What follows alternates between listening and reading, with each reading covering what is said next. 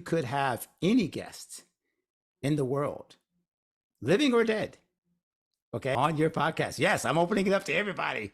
Who would you want to talk to?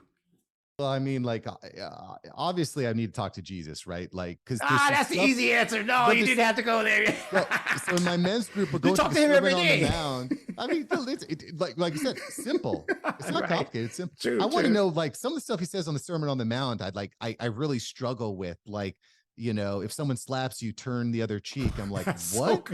Yeah. I'm like, I'm supposed to do that?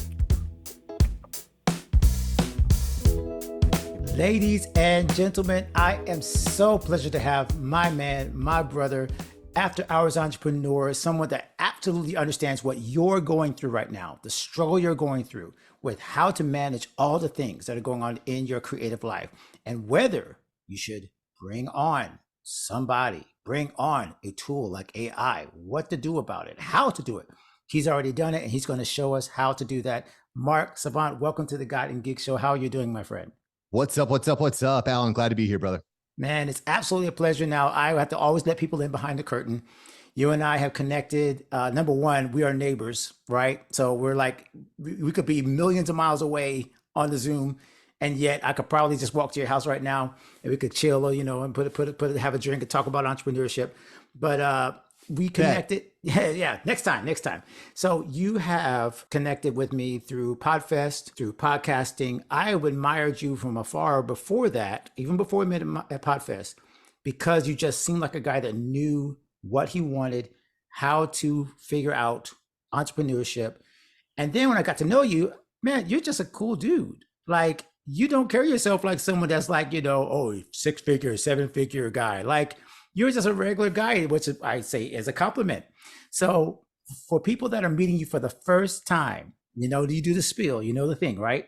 But just tell them, what would you like them to know about you before they know all the stuff about after hours entrepreneurship? What's the first thing you want people to know about you when they meet you? Well, great question. And the answer is it depends. Depends who I'm talking to, which I think is an important part of entrepreneurship. Like, you want different people to know you for different reasons. But listen, my main goal right now is building my podcast agency. So if there was one thing the whole world could know about me right now, it'd be that I help thought leaders launch and automate podcasts. That's it.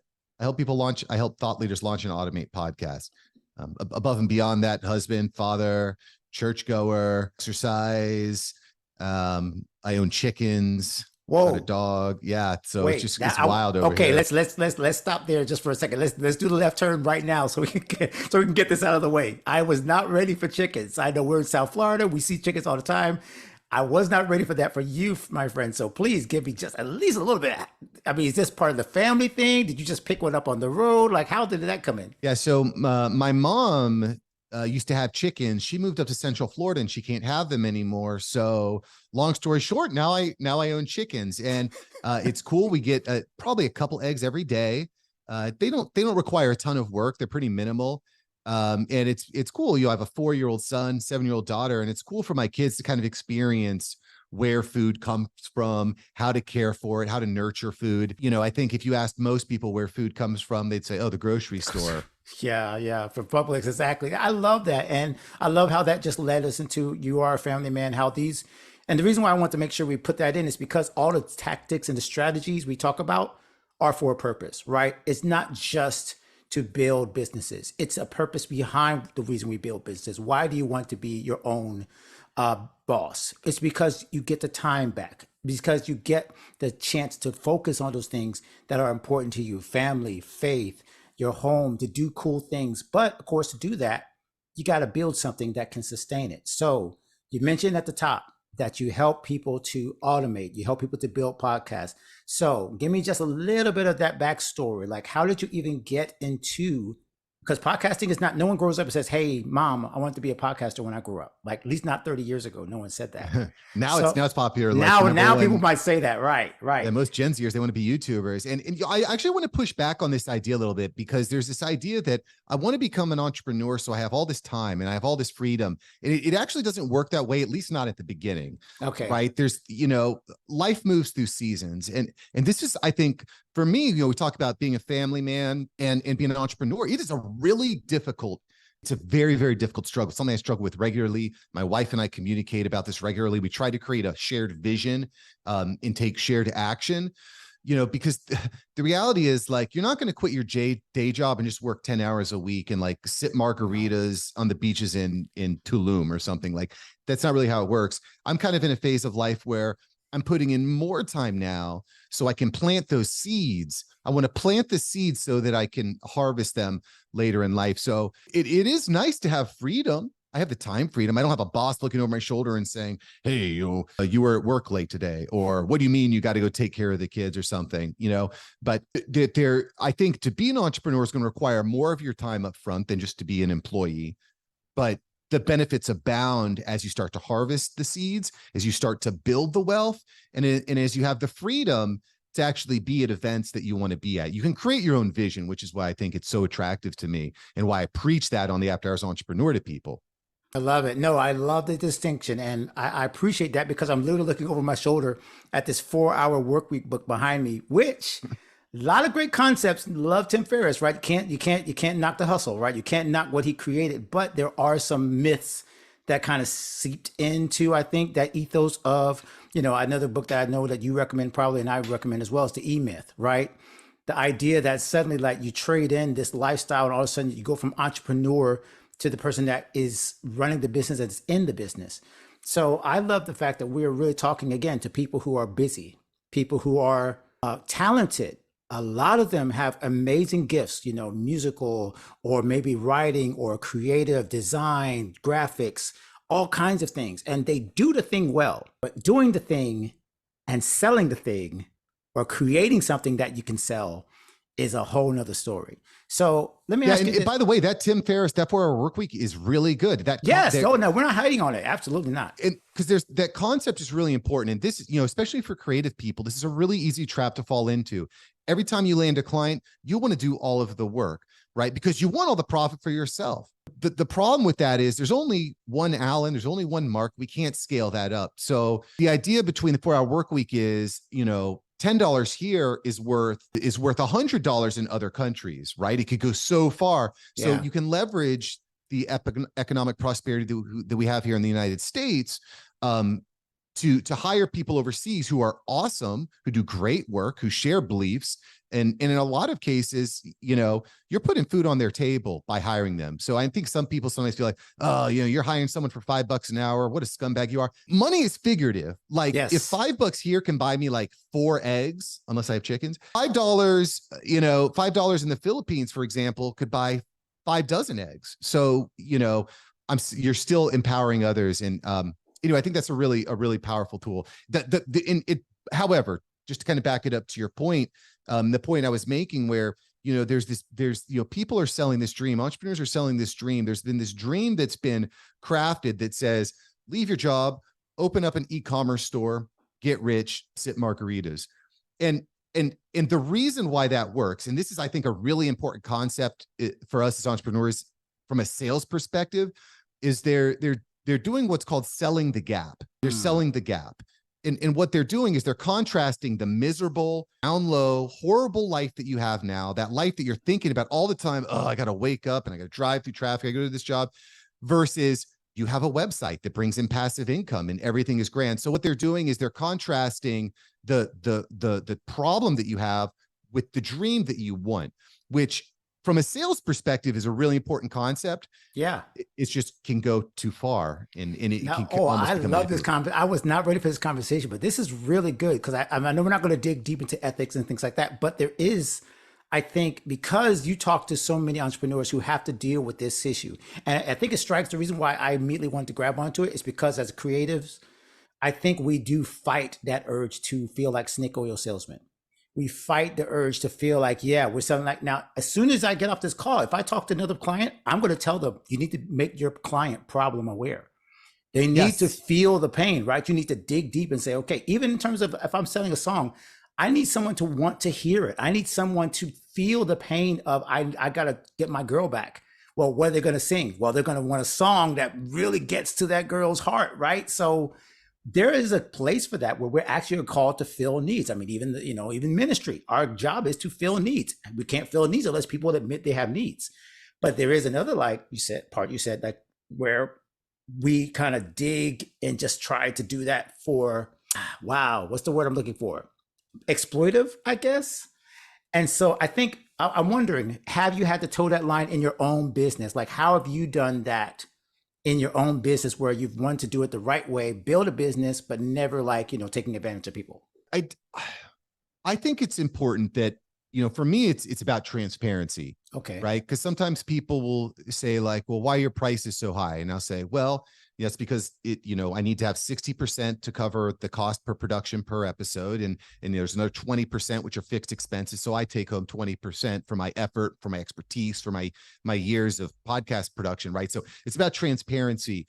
It's also, I think, about under promising and over delivering, because that's where you get into trouble when you start selling this dream. And this is, I think this is an epidemic when it comes to quote unquote high ticket coaches. They're like, oh, my time is worth $1,000 an hour or something like that, right?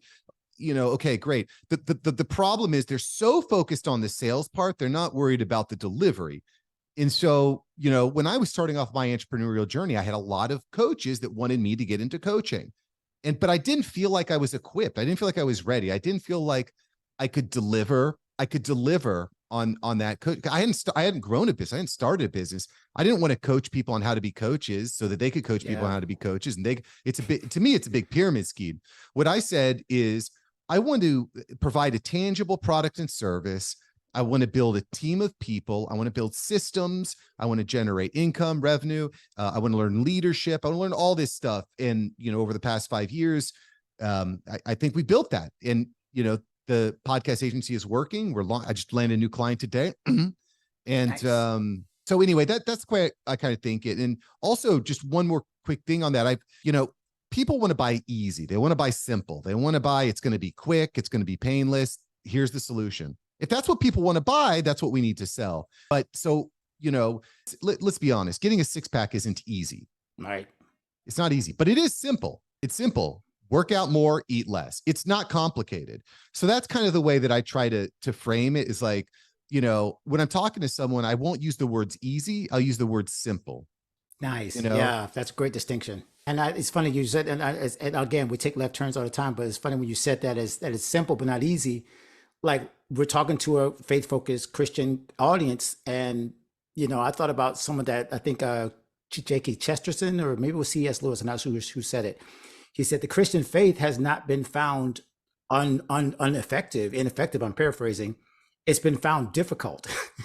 And so people aren't like, oh, this Christian thing is like bogus. No, what they said is, oh, this is tricky. This is tough. It's not just, oh, I just go into church and everything, just my life goes perfect. So if it's the same thing in our faith, it's the same thing in business. Like you said, that we have to tell people. And I love that, because in God and Gigs, I've never been the person to say, oh, go A, B, C, D, and you reach stardom. Like, that's not what I'm here about. I'm here about holistic, real success, which is financial, but it's also faith. It's also your family, right? It's got to be all those parts. And so I've always felt like I can't tell people it's going to be easy when it's not. I love that.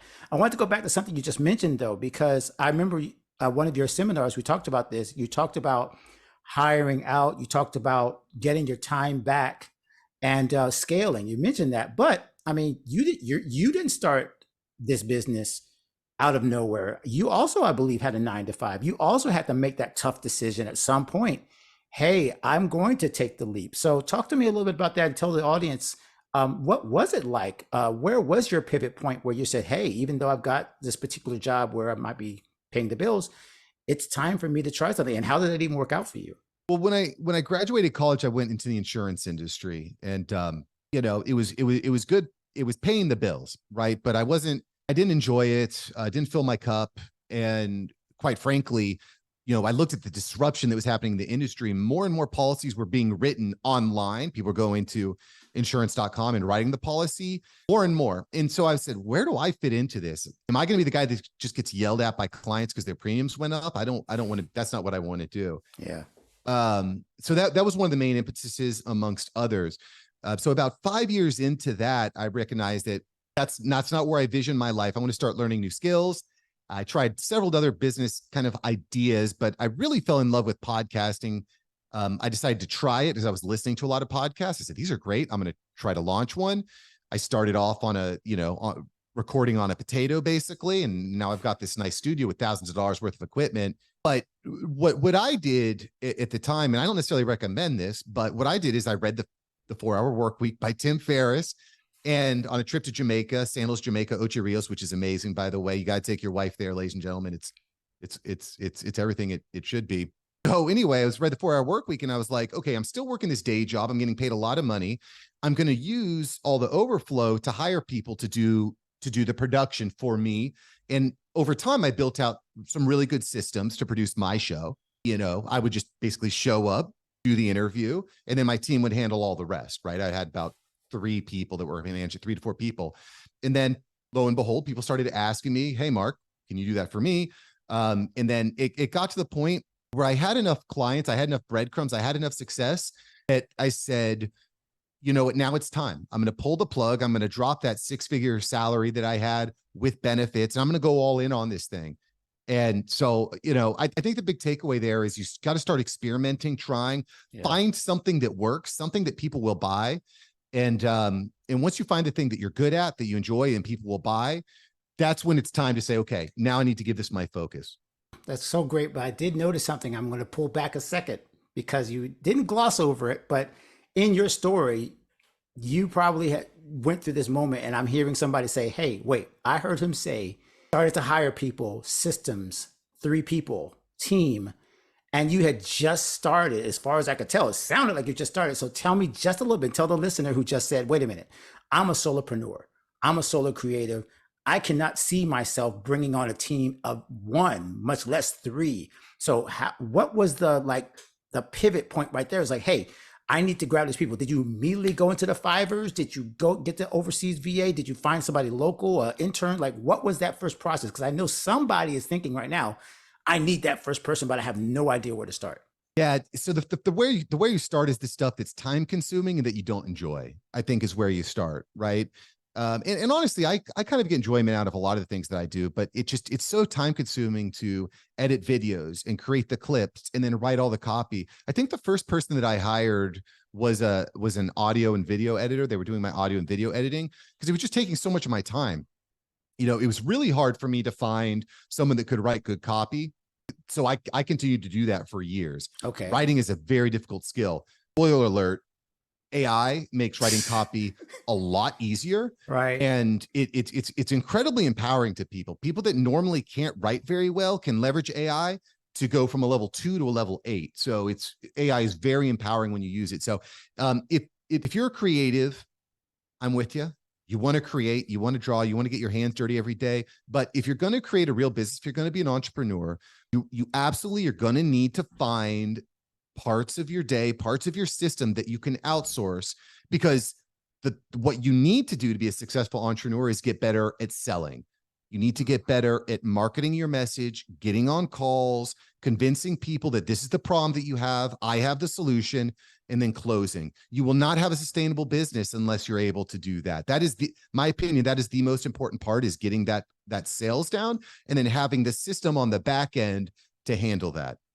That's a great answer. And I appreciate you really just nailing that down, because there's so many of us that are going to stay in that rat race, including myself. By the way, this is always preaching to me first. I always say this is like me receiving the information and then hoping somebody else also holds me to my feet to the fire and follows through. Because I just hired my first assistant maybe a year ago, my overseas. It took forever. And I know I am still not leveraging.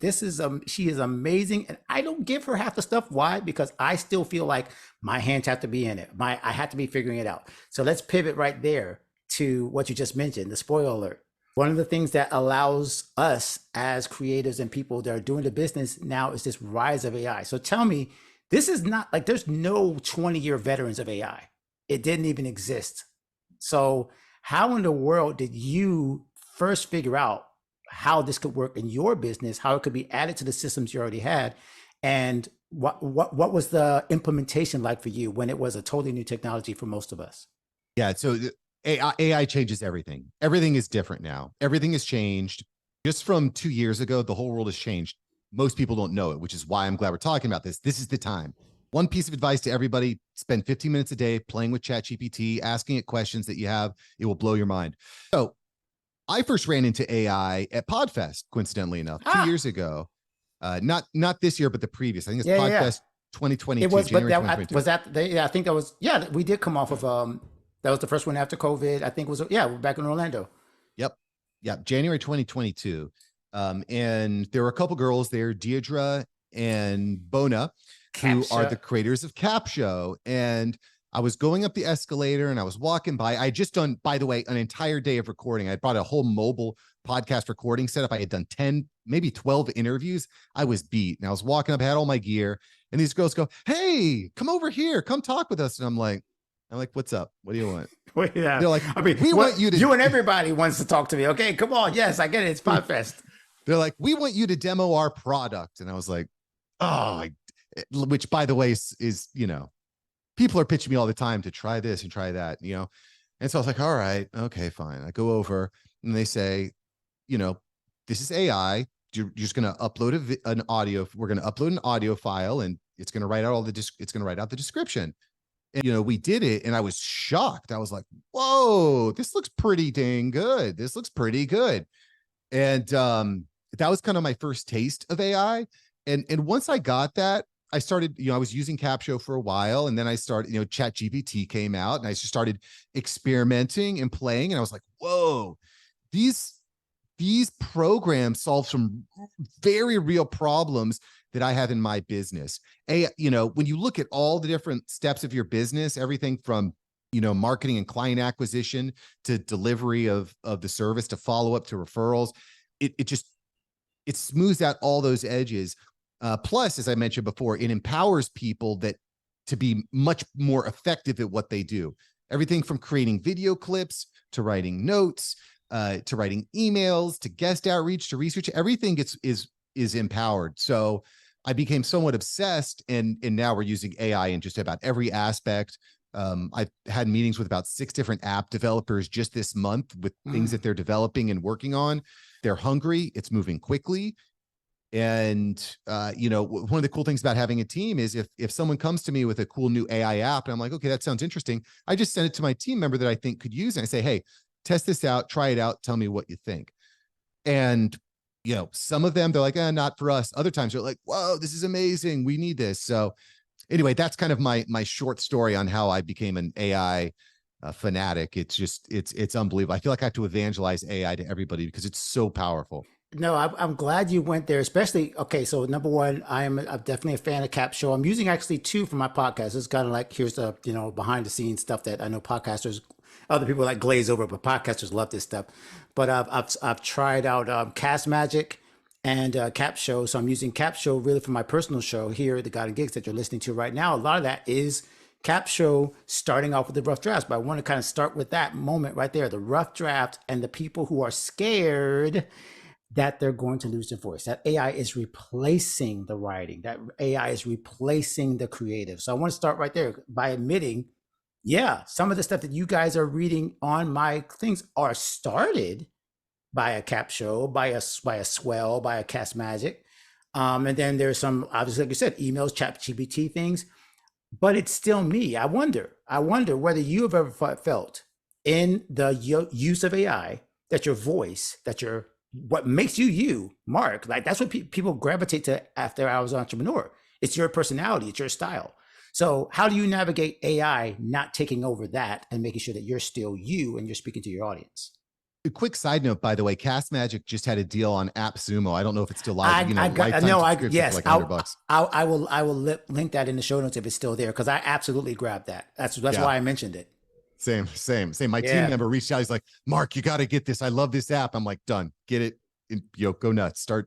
So, I mean, listen, I'm not naive and blind to the fact that there are some moral hazards that come with AI. Yeah. There's some challenges. There's some real problems to society that are going to come with AI.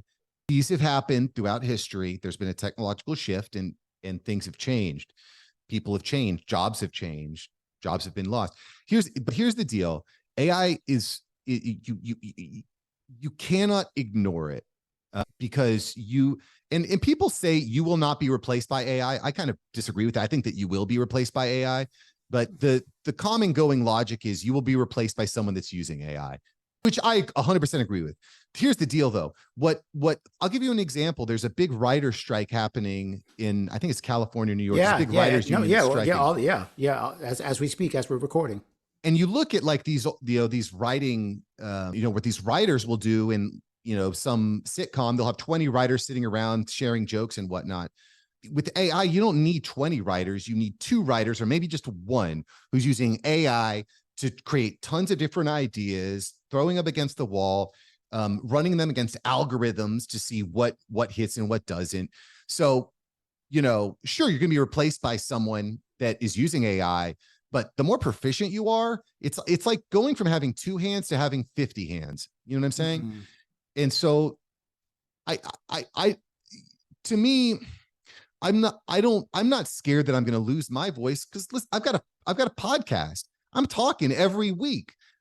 I'm sharing my ideas. I help professional thought leaders build income, build influence. I help them launch and automate podcasts, because again, I think that podcasting is the best way to build that personal brand. I mean, I am worried. AI is so crazy. The world in 10 years is going to look completely different. I love the fact that I wanted to tell you right there. I did a whole talk. I did a podcast, 15 minutes, about the things that AI cannot replace. It cannot replace a soul, right?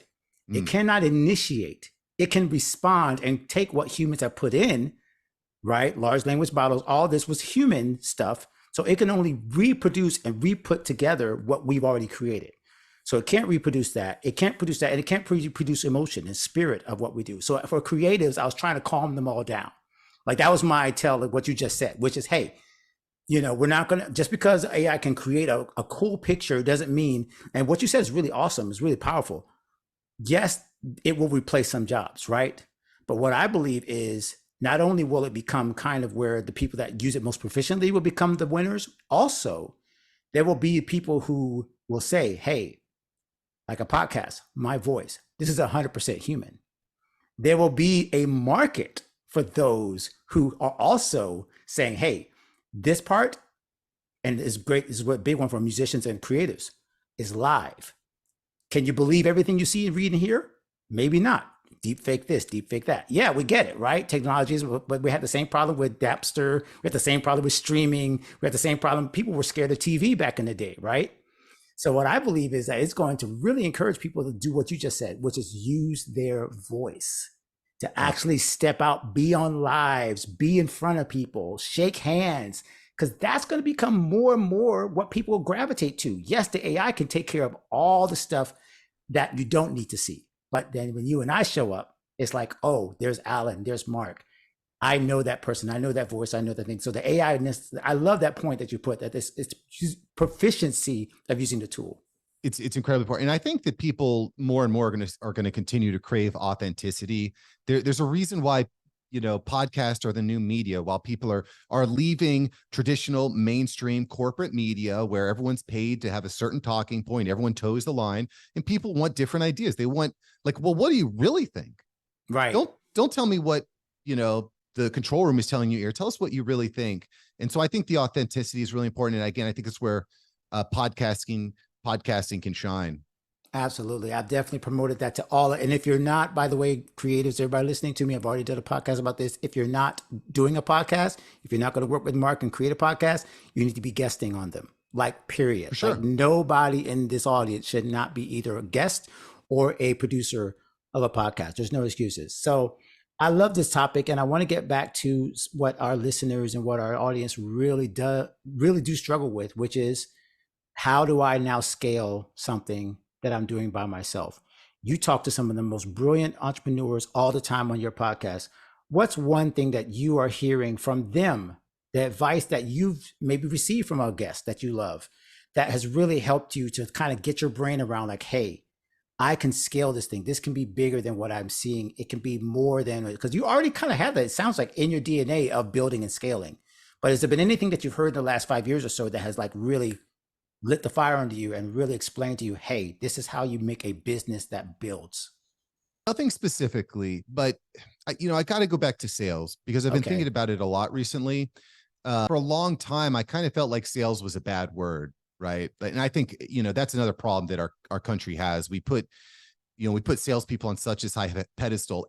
It is probably the most important skill, but like celebrating people like, Jordan Belfort, the world Wolf of Wall Street, and giving him a movie, like makes me sick. Like this A guy's little a criminal. cringy. Yeah, a He's little cringy. he's done so much damage and now he's a celebrity. Like I really dislike that. But listen, if you're going to build wealth for your family, if you're going to give your family freedom, if you're going to impact your community in a positive way, you need to generate income. You must. And in order to generate income, you need to convince people to give you their money, right? So you need to be good at sales. So I've been thinking about this a lot recently. We've actually been covering this a lot in the After Hours Entrepreneur Pro group. You need to get in here too, by the way, Alan. You'd be a great fit. But in the pro group, we've been talking a lot about sales because you can have the best product in the world. If nobody knows about it, nobody will buy it. And what I try to think about is how can I spend less time in the weeds with my hands rolled up doing the editing and stuff. I want to spend as little time doing that and as much time getting on calls with potential clients as possible. I want to have as much time doing that, because that's the thing, to your point, that you can't replace. You can't replace you. You're the face of your business, especially as a creative. And it doesn't mean you don't lose your creative direction, by the way. So just one thing that I'm going to give everybody here, this is something that I didn't really focus on when I was young. This is fresh in my mind because we just had a masterclass on this morning in the pro group. It's being thoughtful about what to do with all the conversations that you get on. Oh, I love this. Okay. When I was coming up, I would get on a conversation with anyone at any time for any reason, those like, let's have a coffee to chat type Pick of your stuff, brain. right? Yeah. You don't do that. Don't do that. Every time you get on a call, there should be some outcome. Is this a potential client or is this a potential referral partner? That's the way I look at it. Is a potential client or potential referral partner. And if you're getting on too many calls where you don't have any product or service for that person, develop maybe another offer that you can have for them, or maybe there's someone that can serve their need that you can connect them to, right? So I know this is kind of a long-winded answer, but No, I love this. Get on calls with people, have a purpose. Why am I getting in a call with this person? Don't just get on a call for no reason. Get on a call because there's a specific purpose. And if, don't just surprise them and try to sell them. Say up front, like, by the way, let's get on a call. I help thought leaders launch and automate podcasts. Does that sound like a cool topic to you? I'd love to talk to you about what that can do for you, right? So you get on, they already know what the deal is. You know what the deal is. So you're not wasting anyone's time. A. But B, you should definitely have a spreadsheet with the names, emails, contact information of everybody that you get on a call with. You should also keep notes of maybe what is this person's business in? What business are they in? What's their challenge? That's an important one. What are they challenged with? And then lastly, I like to tag them with what's something that I can do for this person? Is this like a referral partner? Is this someone for a podcast launch? Is this someone for a pod that has a podcast that might want to produce this? Maybe there's someone that's a good fit for my pro community. What am I doing with this person? And the reason why this is important, Alan, is because you might not be focused on sales today. You might not have this infrastructure today, but I'm telling you, yourself in 12 months, 24 months, 36 months, you're going to be sitting there thinking to yourself, I need to get more leads. I need to talk to more people. And you know what you're going to do? You're going to go to that spreadsheet that you've been keeping track of the last several months, and you're going to have tons of leads. I just got on a phone with someone that I had met a year and a half ago, and it's looking like there's going to be a potential business there. If I wouldn't have saved that in my spreadsheet, they would have been gone. It would just been a random person on LinkedIn, right? Yeah. So anyway, very long-winded answer, but I would encourage everyone to be thoughtful about the calls that you're getting on and keep a spreadsheet so that you can fall back on that in the future. I'm going to tell you right now, I'm going to raise you the long answer and tell you even a longer answer Let's go. terms of what that really looks like for creatives. We have a pro community as well. We have our God and Gigs 360 Gold program. One of my clients in there, one of our members, I should say, is getting ready. He's over in England. He's getting ready. He does worship on the streets. Name it. You guys look it up. He's amazing. Worship on the streets. He's a professional street busker singing worship and going across the countryside singing and spreading the gospel. Patreon community, like, he is killing it, right? Here's what I saw when because you might say that's an amazing mission. he's a creative, he's a singer, songwriter, poet, like all kinds of stuff. And then he showed me his organization, because this is the part that I heard when you said I heard the groaning in the background of someone be Mm. like, I spreadsheets, no, leads, no, this is not me, no, I like to sing, I like to write, I like to draw, I don't want to do any of that stuff, right? I'm pointing out my friend Aaron, because Aaron, when he showed me his lineup of how he's organized all the things so that he can keep up with his team members, keep up with the musicians, keep up with the venues, even in terms of like where he fit God and Gigs 360 in his planning to help him to make sure that he was getting ready to, like sharpen the saw, right? So he could do all these things. The man was organized. I can't remember the quote right now, but there's a great quote that says, most of the time creativity looks like boredom.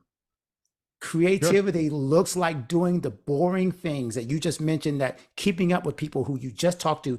When did I talk to this person? What can I help with them? And this works in terms of any industry, right? Podcasting, songwriting, marketing, anything that we do, we have to be intentional. The Bible talks about do not despise small beginnings, right? Be faithful over a few things. Everything of these little details ends up mattering in the end because we actually pay attention. And it really, honestly, it shows that we care about people. If you say, like you said to me, hey, let's get on a call, let's do on a podcast. You and I's relationship started at Podfest because you gave me some time, and it was intentional. We find out that we're close by. So to everybody listening, these things are not just sales concepts. These are like literally like human relationship concepts that will make a difference in your life and your business. I didn't mean to preach all that. I'm sorry. But you lit a fire under me, because I No, feel it's good. I feel like people hear this and they hear it in like what you just talked about. They hear it in the sales head, and they don't. I'm like I said, I'm not a sales guy. I'm a creative guy. I just want to record podcasts all day. But I recognize that, in order for me to have that dream, I need to be doing you need to be able to do the boring stuff too. And you know what? We talked about why at the beginning, why do we get into entrepreneurship? It's for that freedom. Yeah. Dis equals freedom. You need to have the discipline to do the Hashtag. small things. Hashtag. You got it, Eric. Got engaged. You got it from After Hours Entrepreneur. Make sure you tag Mark Savant when you tag that. Discipline equals freedom. Man, this has been a great talk. I know we could talk another 2 hours, but they need to be following you. They need to be listening to your podcast so they could get more of this wherever they want by following your podcast, by following you on all your social media. So tell them how they can get in touch with you if they want to work with you. Because again, we've said this out loud and we're going to say it again. If you're not creating a podcast, you should be guesting on a podcast. If you haven't, and we are all content creators, by the way, period, whether you like it or not, musicians, creatives, freelancers, whatever you call it, we are all content creators now. So tell them how they can follow you, how they can get in touch with you, and how they can learn more from you. Yeah, you could find Mark Savant on every platform. Follow me on YouTube, Mark Savant. That's where I'm sharing all my AI stuff. We just kind of touched the tip there. Yeah, I wanted to dig even deeper, but like I want to leave them wanting more so that they can get to you and learn more from you. Yeah, on Mark Savant on YouTube, I'm doing like walkthroughs, doing a lot of cool stuff there. And I just encourage everyone, if this filled your cup, if you want to chat, hit me up, mark@marksavantmedia.com. Email me, mark@marksavantmedia.com. It's mark@marksavantmedia.com. It's pretty easy to remember. I'd love to talk to you.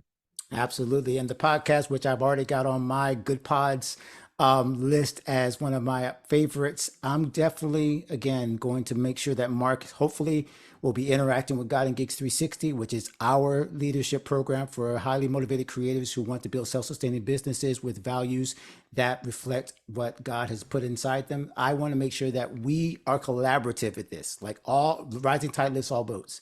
And so that's why, Mark, you're my friend, you're my brother in Christ, you're a person that I really respect and honor. And I'm so glad that you're a part of our God and Gigs community, now a member of the God and Gigs show pantheon. So I appreciate you being on the show, sir, and we got to do it again sometime soon. Honored. Which, quick, by the way, Yes. if you haven't yet, After Hours Entrepreneur, listen to the last episode with Patrick Bet David. It's short. It's about 9 minutes. And I asked him, how do you talk to your wife about money and entrepreneurship? You must listen to it. Now, okay. This is the bonus. This is the bonus. I literally did the sign off. We're going to do the bonus because before we turn on the mics, you asked me a question, and now I'm going to like throw that back around to you because I love this question. But I'm going to ask it in a little different way. If you could have any guest in the world, living or dead, okay, on your podcast? Yes, I'm opening it up to everybody. Who would you want to talk to?